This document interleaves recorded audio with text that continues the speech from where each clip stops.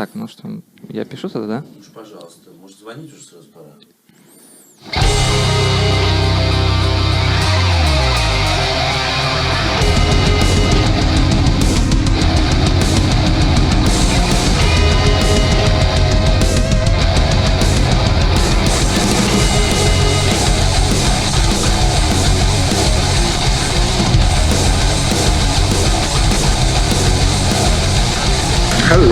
Hello, My name is Victor, and I'm Alex. So I'm Toby, we were...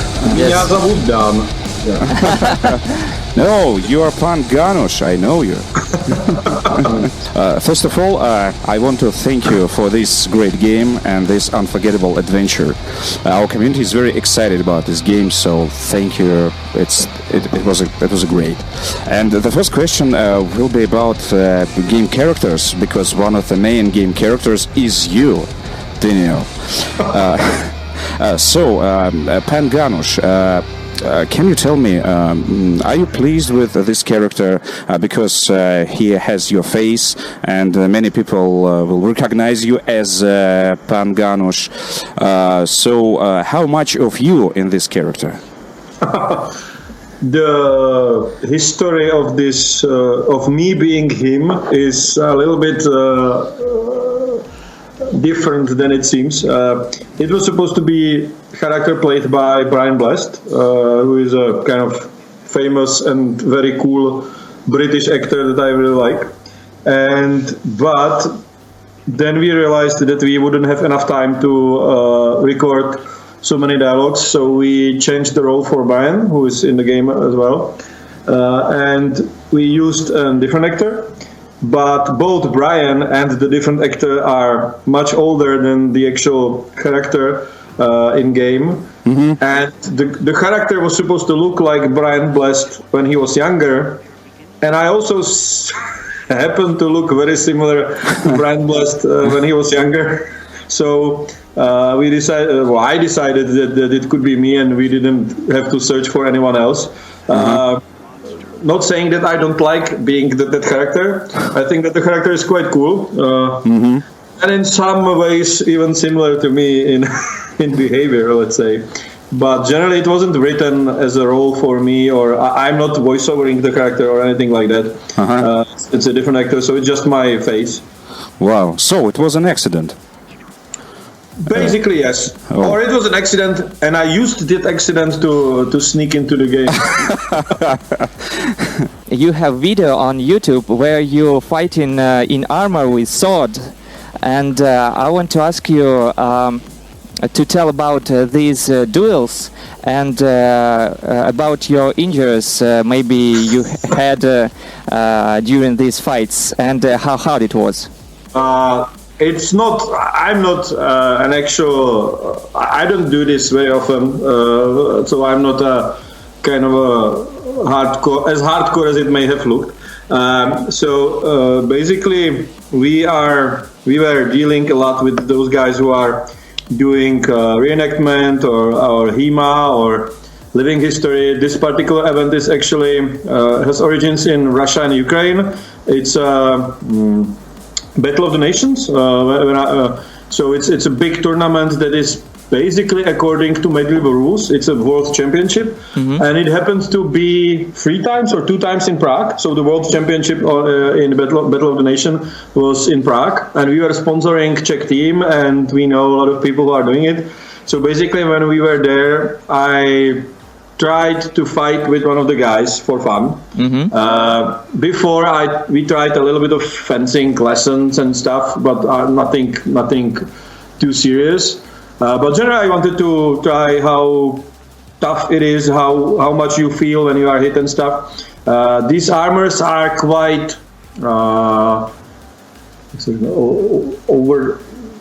overpowered or too much strong. Let's say. Much stronger than the actual armors for actual battle, because they are super safe. So they are also heavier, but the actual tournament lasts much shorter than actual battle. So it's quite safe, I would say. And you don't feel almost anything except when you are hit to some less protected places. But nobody was hitting me with an axe to helmet, which must be pretty terrible. And during the tournament, they are really horribly looking situations where 3 people are hitting a guy with full force with metal axes to his head, and he manages to stand at least for a while. So it looks really, really scary sometimes, and sometimes there are really scary injuries. My actual experience was also a little bit scary because we fought. It was fun. I was like, oh, I could do this more often. It's fun. But I had an armor that wasn't mine, and I'm quite a big guy, so I barely squeezed in. And after a few minutes, basically, as you start breathing heavily and get a little bit bigger, I couldn't breathe. So I fall to the ground with the guy we were fighting. We fall to the ground. I couldn't breathe, and I was like, "Oh shit, get it off me!" It's not easy to get it off. So it took them like 5 minutes to at least free my torso to be able to finally gasp for breath. And it was very, very claustrophobic experience, and I really had really bad feeling for several days.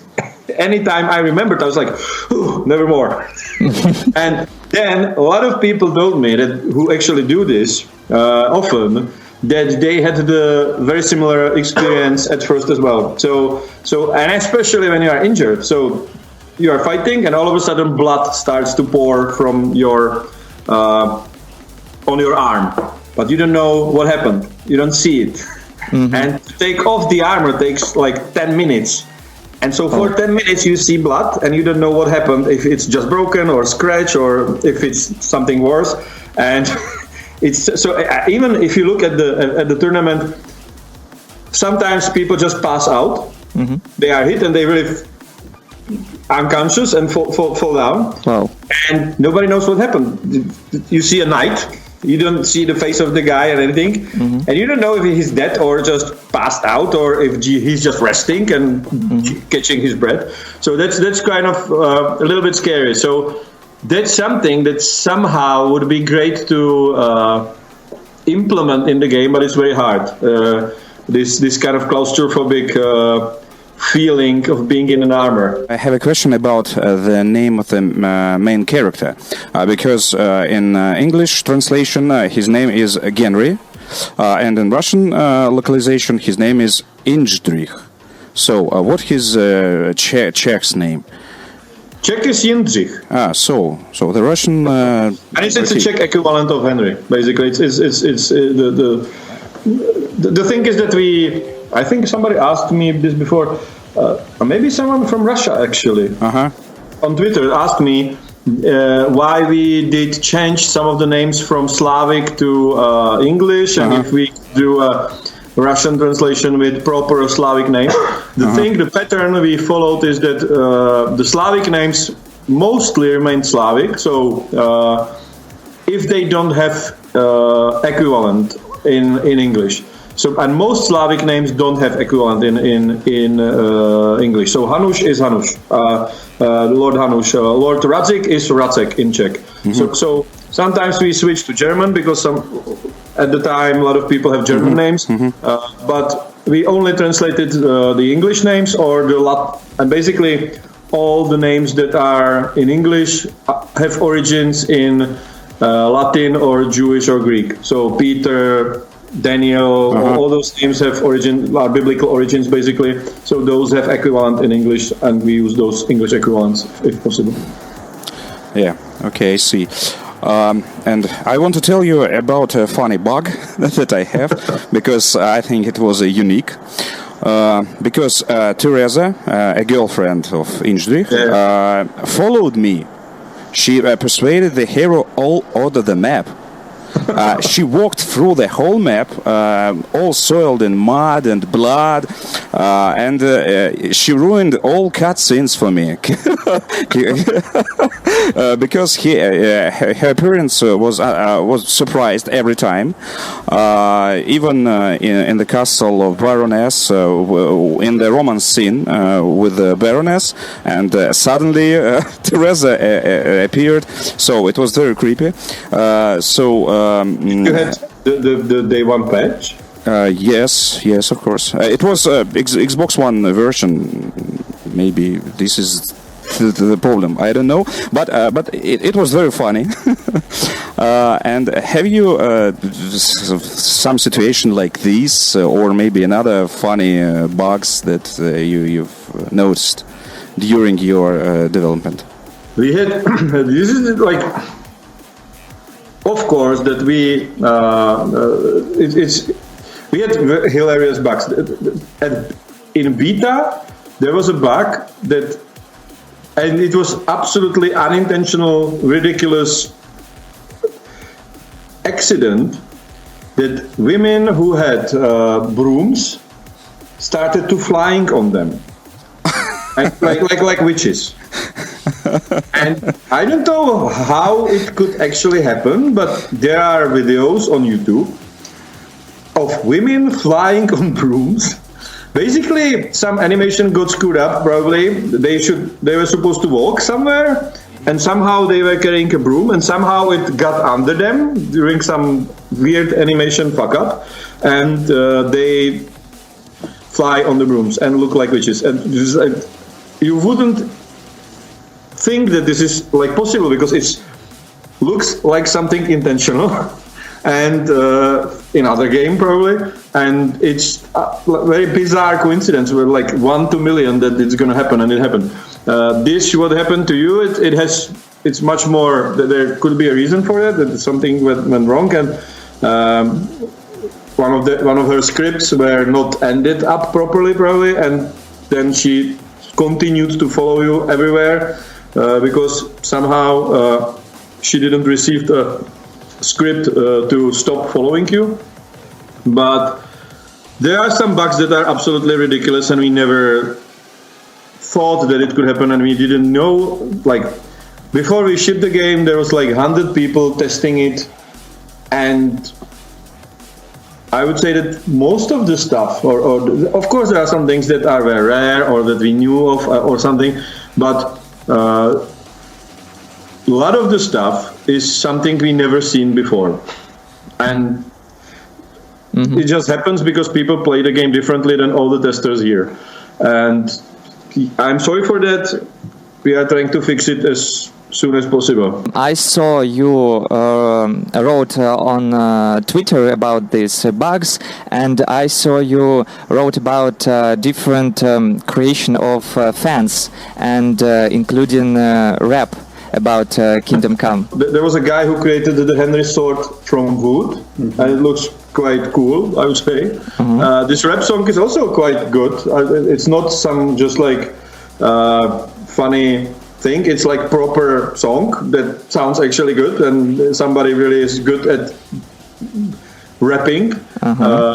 But generally, I haven't seen many of the mods, and there's a lot of mods for the game already. There was a guy who has a tattoo with our cover, and I think he did it before the game was even released. There are some artworks people do. It's really a lot of things that are quite nice, and I actually didn't expect people to be so excited. So it's great, and I don't think that there is anything I hold most special.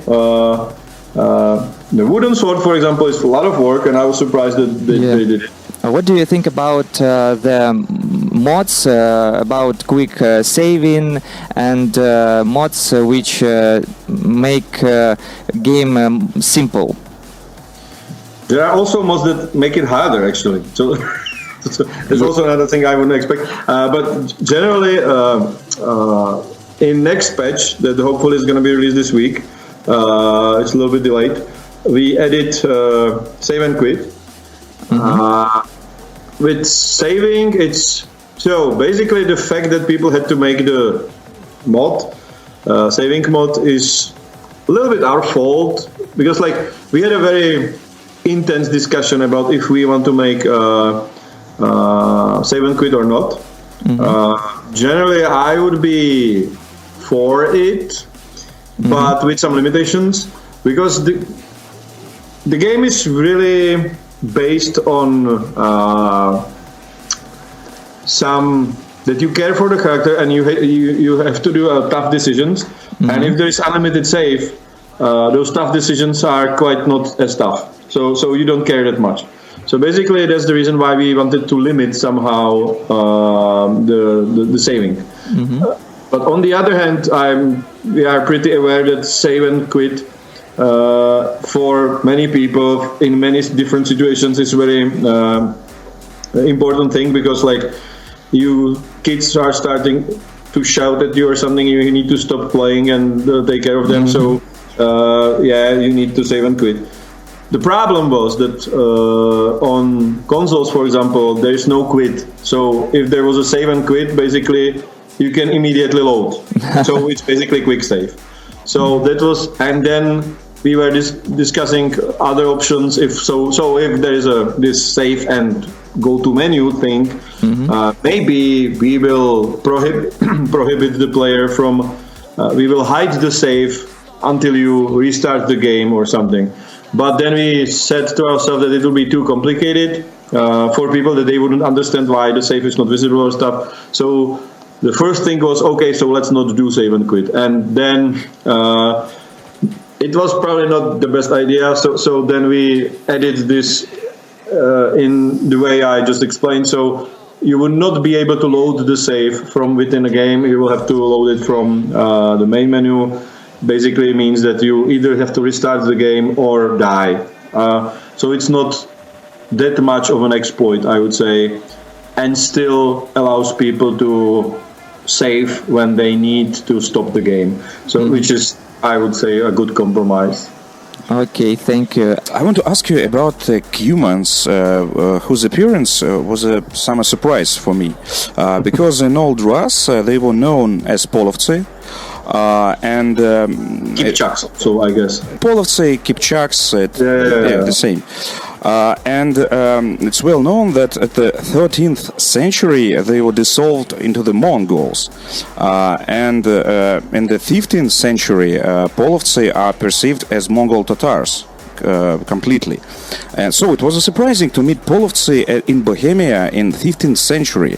So are you sure those guys were humans? That's like I am. But the thing is that it's like, as far as I know, they escaped from Black Sea area or somewhere from there before Mongols. So they escaped to Hungary, and they got under protection of Hungarian king or something like that. And then they settled in Hungary. They were given some land or something.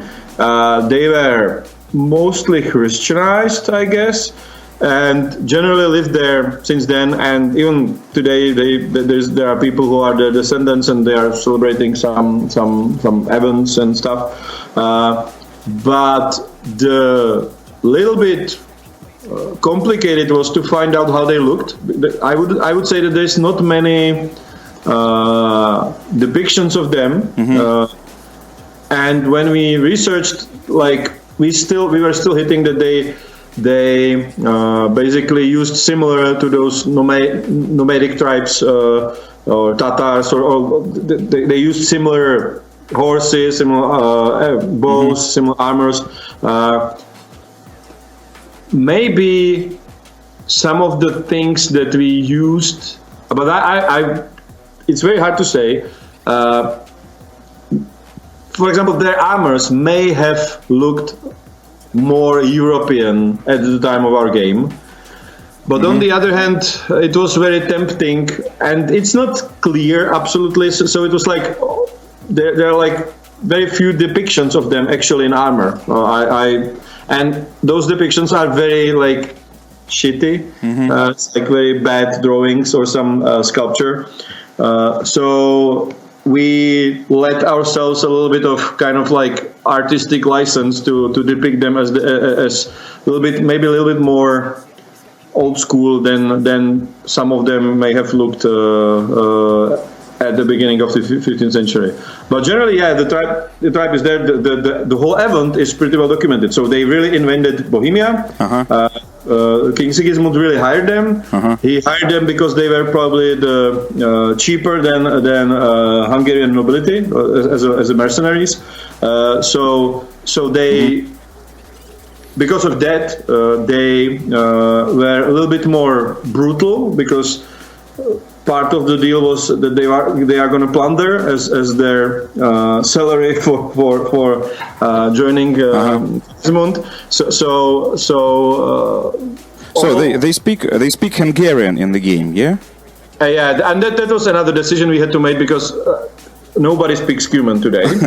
At least no actors speak Cuman. We don't know how they spoke. Actually, I don't know how they spoke. So, and it's probably very likely that since they lived in Hungary, they also spoke Hungarian. Some expert may have said that I'm wrong, but it was beyond our possibilities to make them speak anything 15th century language that they would speak in reality. It applies also to medieval Czech, for example. So the dialogues that were written in Czech, and we decided that we are going to use mostly present-day Czech with some archaic sentences or sayings or words, because nobody would ever understood what the people speak. It's basically the difference between medieval Czech and today's Czech is the same as difference between Czech and Polish, for example. It's like nobody would understand, and we wouldn't be able to write in it. Like there are no people who actually speak medieval Czech and are good writers. So it would be terrible. It's impossible to do it properly. Yeah, of course. Thank you. Okay, this is Alex again, and I understand maybe our questions a little spontaneous, but I want to ask you about your video with firearms.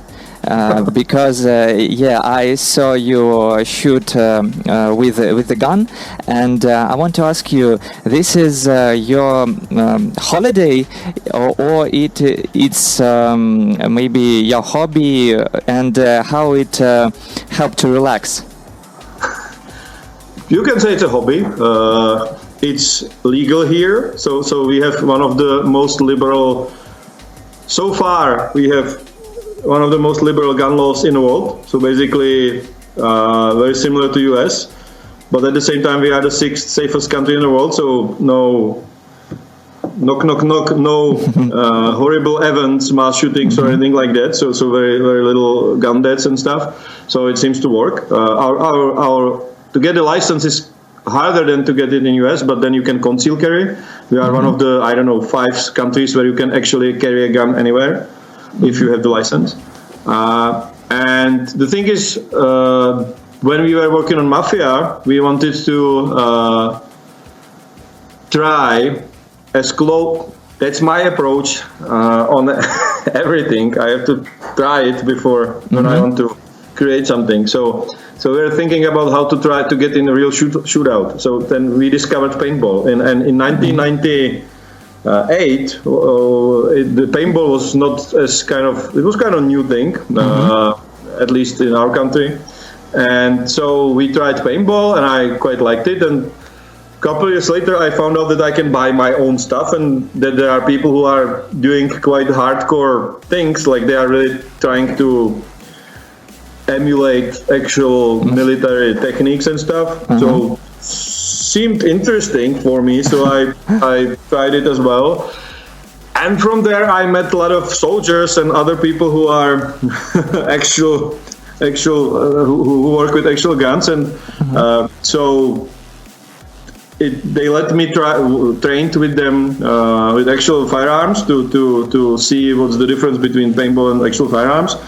And it's quite funny, and I think it's also it's a good hobby, and also it makes you be kind of prepared if anything bad happens. Actually, so it's a good to be able to handle a gun if there is like if you are attacked or whatever.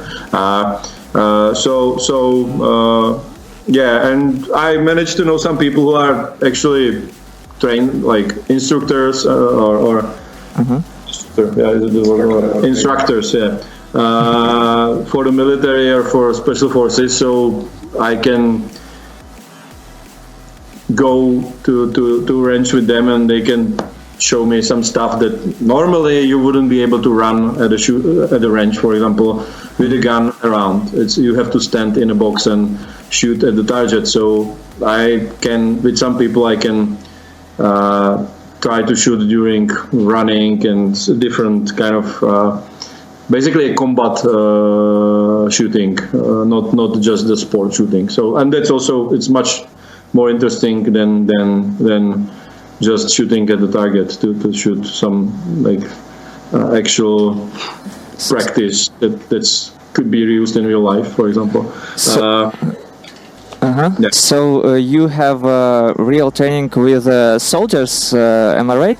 Not like No? a little bit. No, not much. Okay. I understand. And one more question about Mafia 2. Because I know you started to develop Mafia 2 and then you go away.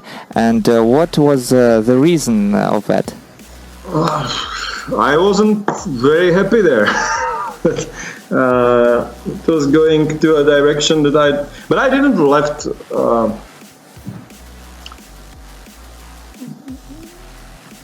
I actually worked on something else when I left. I wasn't working on Mafia 2 already. I wrote Mafia 2 and then they developed it, but I wasn't.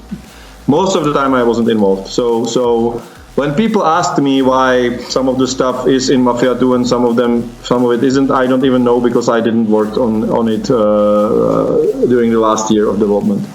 And I left because basically because I was working on a script for Mafia 3 and it was almost written and they didn't like it, so I left. Okay, I understand absolutely. And that's basically it. So then they developed different game with different script, and what I wrote went into trash, basically. Okay, as you mentioned Mafia, guys, so I have to ask, what was more difficult for you to develop, Mafia 1 or Kingdom Come? Probably Kingdom Come. Mafia 1 took us 4 years, I guess, and we were absolutely unexperienced, and it was something really huge to do. But generally it was still achievable by less than 30 people, and I didn't have to take care of finances and everything else. I was just an employee there. While with Kingdom Come I had to, not alone, with Martin and other people, but I had to establish the company, find money, direct the whole company, take care of a lot of stuff. So basically it was much more harder, and the complexity of the game is really much bigger. So I would say that it's really like giant task, and it's absolutely not comparable to Mafia 1. Mafia 1, I would say, is like 15% of what we had to do with Kingdom Come. It's like really, it's much bigger game. It lasts much longer. It has like more cutscenes. Everything's much more detailed, of course, because of the technology progress. So it's really, really much tougher tasks, and took us even longer. It's like from the original idea to start a company to actual release of the game, it took us 10 years to get there.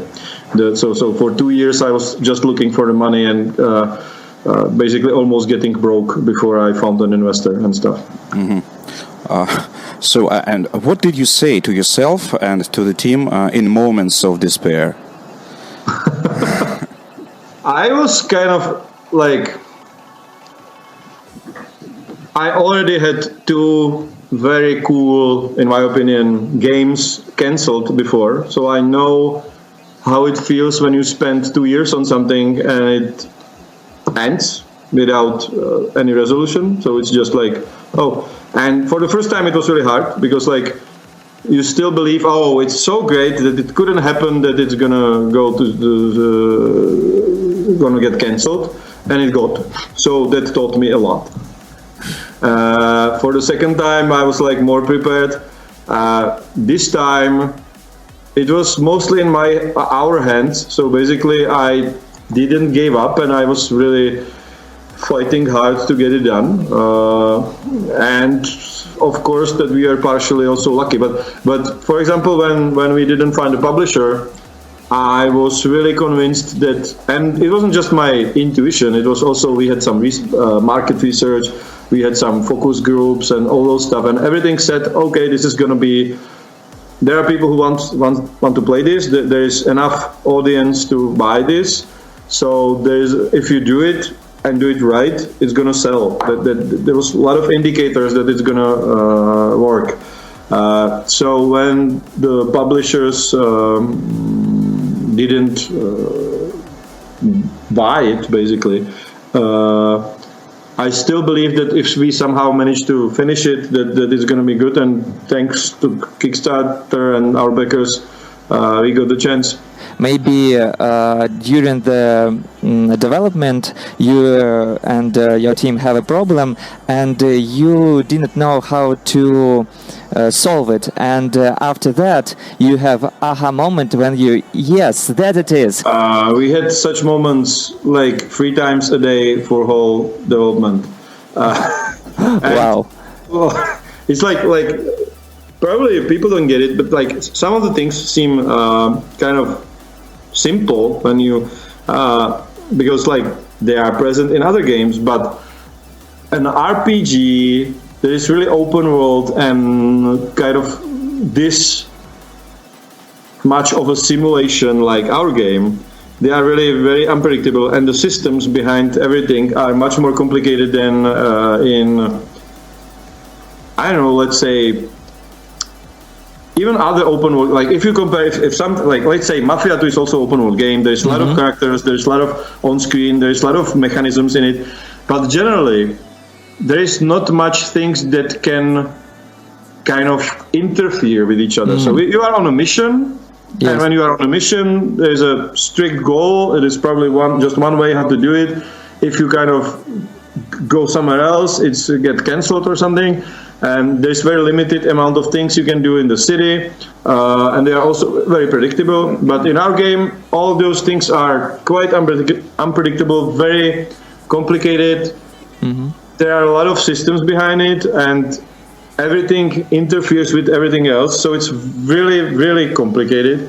And so we have generally, every day there was a problem that was kind of like do or die for some mechanisms. The first thing that comes to my mind, for example, is the horse riding, and it was an aha moment. It was oh fuck moment. So my original idea was that the horse will have kind of independent AI. So he will be smart enough not to hit obstacles, and he will basically avoid hitting walls and if you just like push forward, he will basically take his own path and stuff. And we were working on this for a very long time. So there was one guy working on the horse, like AI, basically. And in our test scenes, it worked pretty well. And at the time when we started to develop it, there wasn't the world. The graphics for the map were not finished. So basically, and when everything worked, I was like, oh, it's great. So yeah, it's done. Start doing something else. But then we put the horse in the actual level, and it was absolutely screwed up. At first we couldn't even find why the horse is doing really unpredictable, weird, ugly things. And then we realized that he's colliding with very tiny stones and little other tiny objects that are part of the map. And we didn't thought that these small objects would be a problem. Then we had the option to delete all little objects. To delete their collisions, which would look ugly when the player walks over them because he would get through them, basically. To do different pet finding for horse, which would require a lot of megabytes, hundreds of megabytes of in memory. Or to get rid of the horse AI and make it just like up to the player to control the horse. And after a year of development, it's really a tough decision to say, okay, so throw it away, let's start from scratch and much simpler. And we did it, and such decisions were really made on daily basis. Every day we had a problem that was like 10 people were sitting in a room and arguing very loudly about if we will keep some mechanisms or get rid of it, or how we will solve the issue. So in the lucky meetings, it was like someone came with I know how to do it. In the worst case scenarios, it was like, okay, so let's do it. It's not possible to. We don't have time. It's not possible. So it's, and people don't get it. People probably think that we are sitting in the chairs and programming something and everything's working fine, and it's not. It's like a lot of very stressful meetings where you have to make very tough decisions. Some locations from the game, as far as I know, exist in reality. And I really want to visit these places, and this game so wanted me to do it, and I think that I'm not alone with this. Did you expected such an effect that Bohemia will become a popular touristic place? And what can you advise to future tourists where to go, what to see? The thing is that we, let's say, purportedly chose quite very little known and let's say kind of a little bit poor region. So basically, the things that you see in the game are looking much worse today. So the city of Rataj, for example, is really kind of like really poor small city. Nobody knew about it before I put it in the game, but it's a very interesting city actually. It really has castles on each side. The one is really similar in looks how it looks in the game, but it's inaccessible. It's private and you cannot go there. And the other was taken down, and now there's a chateau in there, but it's also being reconstructed, and it was in pretty poor state when we were making the game. So Townberg Castle, for example, it's basically incorporated in a kind of like bunch of houses in its village, so you cannot get there as well. So I think that the people who live there are going to be pretty annoyed when they found that there's a lot of people trying to get inside their garden to see how the castle looks. They were annoyed when I was there and tried to do it when we started. So basically the Sassau Monastery is probably the most interesting place that you can visit, and it's tourist friendly. And there is one big castle, and quite nice big castle, Sternberg, is it? Sternberg, which is like 5 kilometers from Rataj, or a few kilometers from Rataj. Of course, you can visit the countryside, which is very similar. And most of the places are based on satellite map and actual, or the church. You can visit some of the churches. The Užits Church, for example, is basically identical. But generally, I purposely avoided big agglomerations or big cities or the most famous sites. Maybe in some other games we will go bigger a little bit to some more famous locations. Currently, this is quite down to earth. But generally, if people like medieval history and they like what they see in the game and they like the type of architecture and type of countryside, Czech Republic is extremely rich on like very beautiful country. A lot of different types of. Also, we have like mountains. We have some kind of flat forests and stuff. And we have shitloads of castles that are quite well preserved. So generally, when you visit, there's a lot of places you can go that have very strong medieval history. And basically, every city has a medieval center and some Gothic buildings or Renaissance or Baroque buildings on the main square and stuff. So yeah, when you are here, you are basically living in midst of, like, history speaks to you all the time when you go outside. I know you promised swords for players who will have collector's editions, right? Yeah.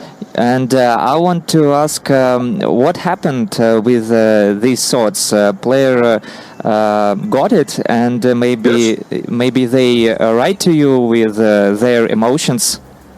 We made 300 of them, so we produced 300 swords. Most of them are shipped, were shipped before the game was released. So we are still producing the most expensive ones, because several people, the highest backers, they had much better swords than the lower backers.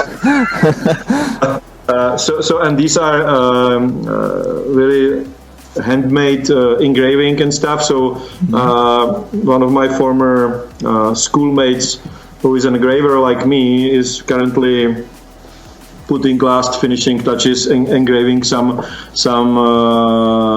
things on the grip and the blade. So basically, they are being finalized, and these are the ones that we took us more time, but they are on the way.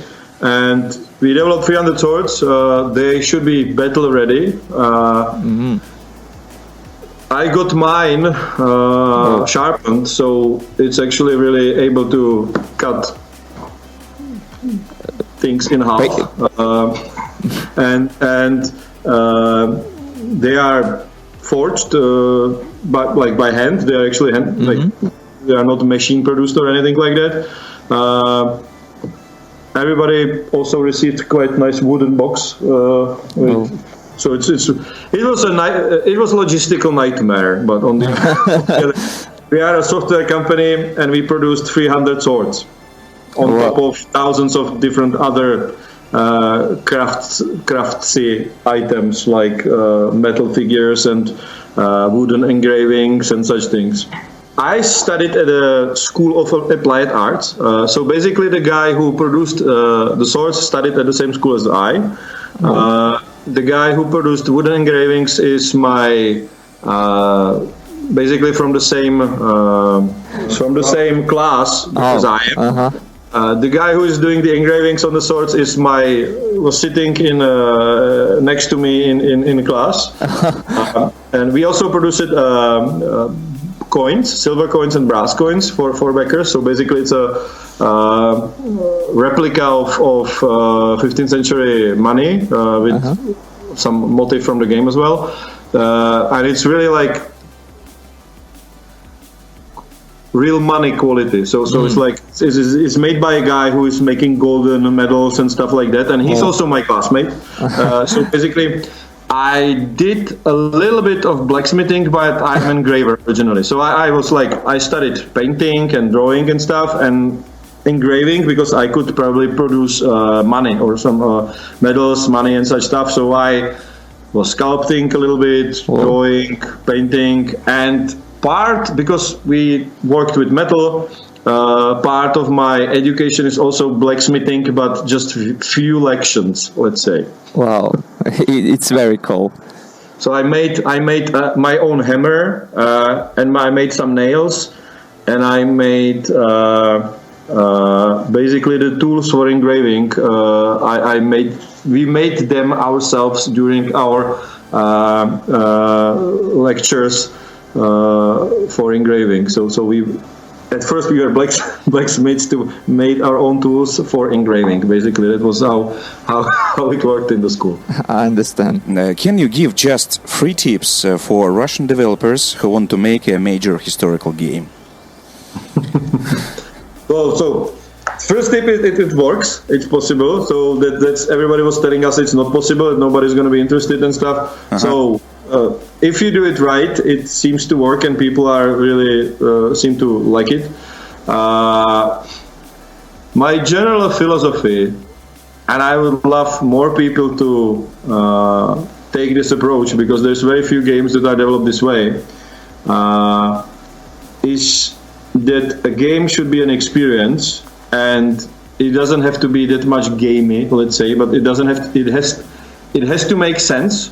It has to be believable, and then it seems that people get, for example, even kind of like a little bit boring things like traveling too far, or they listen to that. People in our game, for example, like to listen to dialogues if the dialogues make sense. So several people, like a lot of people actually tell me that I usually skip dialogues in other games because I'm not interested in listening to them. But in your game, I'm not, because what people say is interesting. It's not just like this filler, like bullshit that people tell me before they tell me to get 3 pieces of magical sword. So people have stories, everything's believable, makes sense. I am interested. People tell me. And that's basically my general approach to design. Every time somebody comes up with a quest and he says, and then we will have this, and I'm asking why. And when the answer is because I want the player to do it, and not because it makes sense, I reject this idea. That's I think good advice for other designers who would like to take the same approach as we did. And generally also, I don't believe in those bullshit stories, believe in yourself and you can achieve everything, because some people simply can't achieve everything. It's very rare that somebody achieves a lot, so it's probably requires a lot of luck as well and all other things. But generally, I would say that you have to be a little bit stubborn, and I'm very stubborn. And do a lot of research, and don't basically cheat. Shortcuts doesn't work very often, or doesn't work very well. So there's a lot of work behind. If you want to achieve something, there's a lot of work behind it usually. If you dismiss the pure luck people who just won the lottery, or they randomly did something and it was somehow, for some reason, successful. So if you want to achieve something, there's usually a lot of work involved, a lot of time. And you've mentioned it already, that at the beginning nobody wanted to give you the money for the project. And what the same people say now? I don't know. I wouldn't say I haven't met anyone